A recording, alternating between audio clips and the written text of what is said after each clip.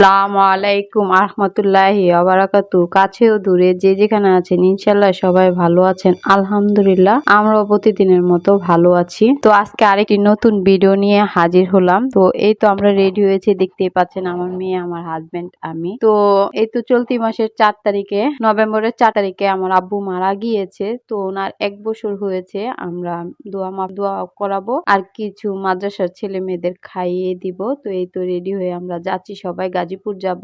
গাজীপুর মালিকের বাড়ি, আমার আব্বুকে মাটি দিয়েছি। মসজিদের পাশে আমাদেরও জায়গা আছে ওইখানে। তো এই তো আমার মেয়েও দেখছেন ব্যাগ নিয়ে দৌড়াদৌড়ি করছে, নিয়ে ওর কিছু কাপড় চোপড় নিয়েছি টুকিটাকি।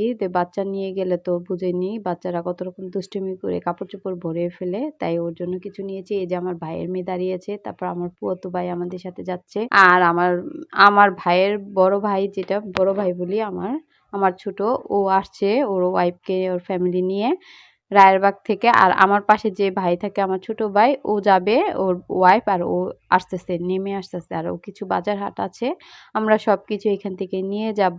ওগুলো নিয়ে রান্না করেছি। তারপরে ওইখানে অনেক মুরব্বিও বলেছি, মাদ্রাসার তো ছেলেদের বলেছি যে মসজিদে নামাজ পড়বে। তারপর ওখানে মুরব্বিরা আছে, জাগার মালিক আছে, তাদেরকেও বলেছি যে ওনারা এখানে সবাই শরিক হবে আমাদের এই দোয়ার মধ্যে। তো ওইখানে যে রান্না বাড়া করেছি, তো ওগুলো আর ভিডিও করার তো সময় পাইনি, কাজের মধ্যে চলে গিয়েছে। আসলে পেঁয়াজ, আলু অনেক কিছুই কাটার বাকি ছিল। কিছু কিছু এখান থেকে আমরা করে নিয়েছি, যেমন গরম মশলাগুলো, যেগুলো মশলাপাতি, এগুলো আমরা সব এখান থেকে নিয়েছি। তারপরও ওইখানে যে কাজ করেছি, আর আমাদের বাবুর্চি রান্না করে দিয়েছি, কিন্তু সব কিছু আমরা এই যোগে দিয়েছি। মাংস টাংস ধোয়া টোয়া মানে সব কিছু নিজের হাতেই করেছি। নিজেদের কাজ নিজের হাতে করতে আসলে অনেক ভালো লাগে। বাবার কাজ যাতে বলে যে বাবার কাজ, বাবার জন্য সব কিছুই ও স্বর্গ করে দেওয়া। তো আমরা 4 তারিখ আর যাইনি, ওদিন ছিল সোমবার। তো আমরা মঙ্গলবার, বুধবার গিয়েছি 6 তারিখ আমরা সবাই। তো আমাদের আবার যমুনা বন্ধ থাকে বুধবারে, সবাই বুধবারে গিয়েছি। তো ওইখানে রান্না বাড়া আমি কিছুই করতে পারিনি। আর এখানে সবাই মুরব্বিরা এগুলো পছন্দ করে না। আসলে যেটা এখানে যেরকম সেখানে সেরকম চলতে হয়। যেখানে আমার ফুফাতো ভাইয়া আছে, উনিও পছন্দ করে না। এই যে একটু ভিডিও করেছিলাম ওনাকে, উনি এটা পছন্দ করে না। তো যাক, সবাই তো সবকিছু পছন্দ করে না, সব জায়গায় সবকিছু করাও যায় না। কে কি মনে করে সেটা ভাবতে হয়, খালি ভিডিও করলেই হবে না। আমি যদি ভিডিও করে আমার টাকা কামানোর চিন্তা করি, মান সম্মান খোয়াতে হবে, তো আমি চাই না আমার মান সম্মান খুইয়ে সব কিছু করতে।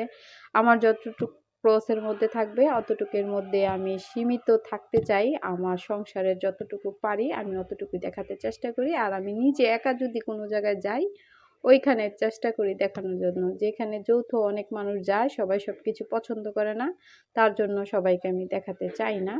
বাট আমি সবসময় বলি, তো সবাই আমার আব্বুর জন্য দোয়া করবেন। আমার আব্বুর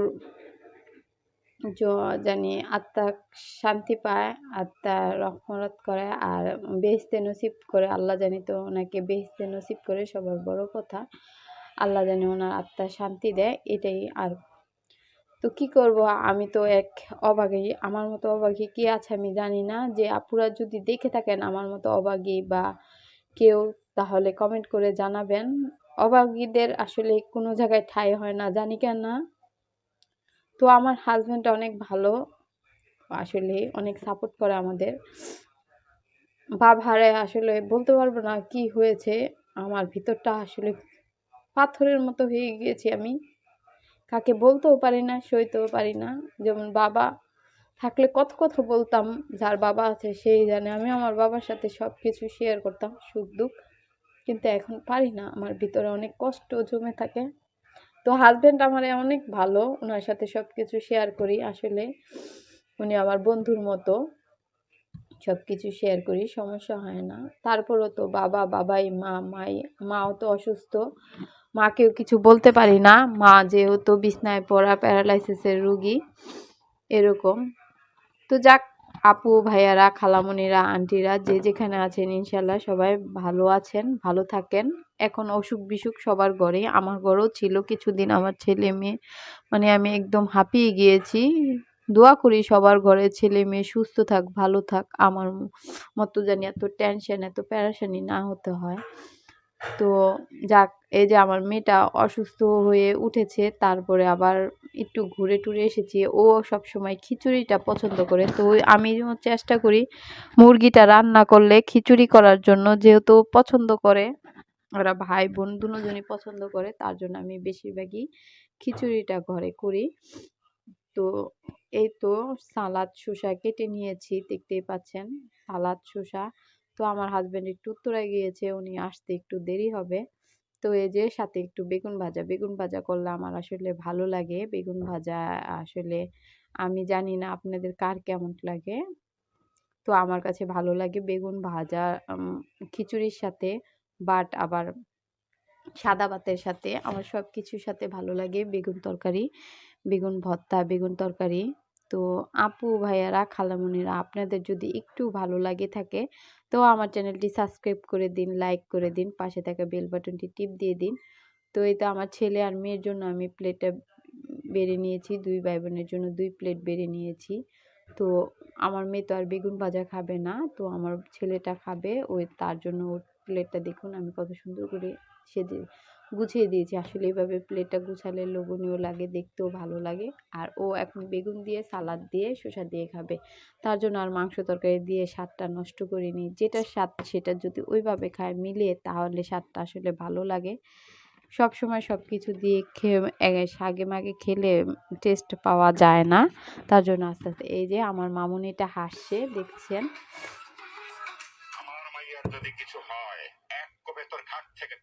এই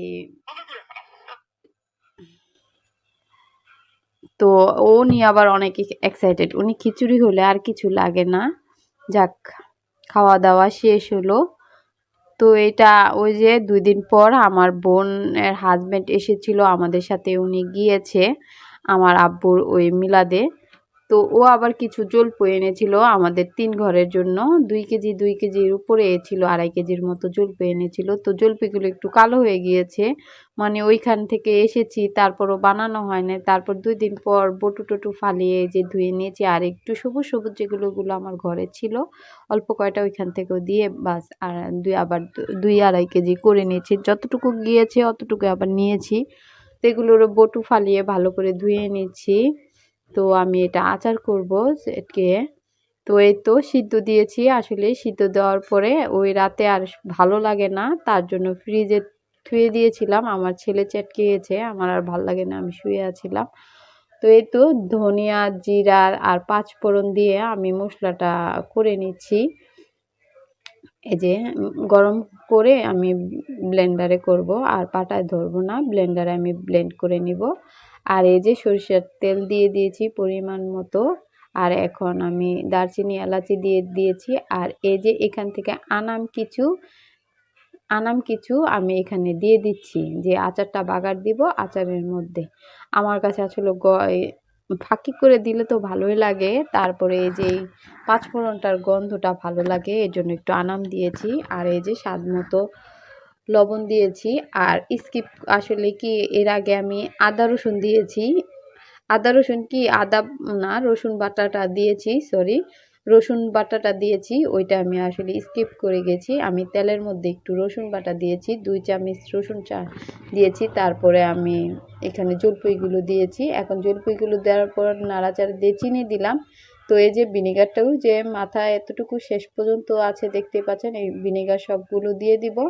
আর এই যে ভিনেগারটা দেওয়াতে একদম চিনির মধ্যে পানি ছেড়ে দিয়েছে। তো এখন তো সাদা সাদা দেখা যাচ্ছে আচারটা, যেহেতু আচারটা যত বাগার দিব অতই কালার হবে, আসবে কালার হবে, গ্রান বের হবে। তো আচারটা কালার হতে হতে একদম লালচে কালার হবে, তখন খেতেও ভালো লাগবে, তারপর দেখতেও সুন্দর লাগবে আচারটা। আসলে আচার সবাই দিতে পারে, কম আর বেশ, যার যার আচার তার তার কাছে মজা। আমি অত ভালো আচার দিতে পারি না, তারপরে চেষ্টা করি যতটুকু, নিজের সংসারে তো একটু দিতে হয়, ছেলে মেয়ে খায় বিদায়। তো এই যে আচারটা দিয়ে দিয়েছি। আমার আম্মু অনেক আচার দিত, আসলে আমার আম্মু অসুখে পড়ার পর তো আর কি আচার দিয়ে দিবে আমাদেরকে, আমার খালামণি আসলে উনি একটু দেয়। কিন্তু আমার মায়ের আচার অনেক পদে পদে আমার মা আচার দিত, জলপুর দিনে জলপি আচার দিত, আমের দিনে আমের আচার দিত, আমের মোরব্বা দিত, অনেক রকম আচার দিত। আমাদের বাসায় আরেকটা স্টাফ ছিল আন্টি, উনিও অনেক পদের আচার দিত। আমরা যেহেতু টঙ্গী মেডিকেলে ছিলাম কোয়ার্টারে, তো এই যে মরিচগুলো স্বাদ মতো একটু ঝাল ঝাল দেওয়ার জন্য, তো ঝাল দিব, বেশি ঝাল দিব না, সবাই খাবো, সবাই এখন ঝাল সহ্য করতে পারি না আমাদের ঘরে, তার জন্য আমি বেশি ঝাল দেব না, মিডিয়াম সাইজের ঝাল দিব। তো এই যে মশলাগুলো দিয়ে দিলাম, এবারে ঝাল মরিচগুলো দিয়ে দিলাম, তার সাথে একটু লবণ দিয়েছি। লবণ না দিলে আর লবণের স্বাদটা আসলে হলো কিছুতে লবণ না দিলে, আগে মনে করতাম কি লবণ না দিলে স্বাদ হয়, আসলে এখন আমি মনে করি লবণ দিলে আসলে টেস্ট হয়। তো ওই যে বড় কড়াইটা থেকে ছোট কড়াইটা নিয়ে নিয়েছি, এই যে লাড়াচাড়া করছি তারপরে লেগে যাচ্ছে দলানিতে। তো দলানিতে লেগে গেলে আর ভালো লাগে না, পোড়া পোড়া গন্ধ কয়, আমার কাছে ভালো লাগে না। তো এই যে ঠান্ডা হয়েছে, পরের দিন আমি এই যে বয়ম ভরে নিচ্ছি, একটা বয়ম আর একটা বক্স হয়েছে। তো এটা তো দেখতেই পাচ্ছেন, বয়মটা আমি যেতে যেতে ভরছি, জানি কোনো জায়গার দিক দিয়ে ফাঁক না থাকে, ফাঁক থাকলে কোনো ভাবে এটা করা যাবে না, তার জন্য নষ্ট হয়ে যাওয়ার সম্ভাবনা থাকে ফাঁকের ভিতরে দিয়ে। তো আমার ভিডিও শেষ পর্যায়ে চলে এসেছি, ভালো থাকবেন, সুস্থ থাকবেন, আজকের মতো এখানে বিদায় নিলাম, আল্লাহ হাফেজ, আসসালামু আলাইকুম রহমতুল্লাহি ওয়া বারাকাতুহু।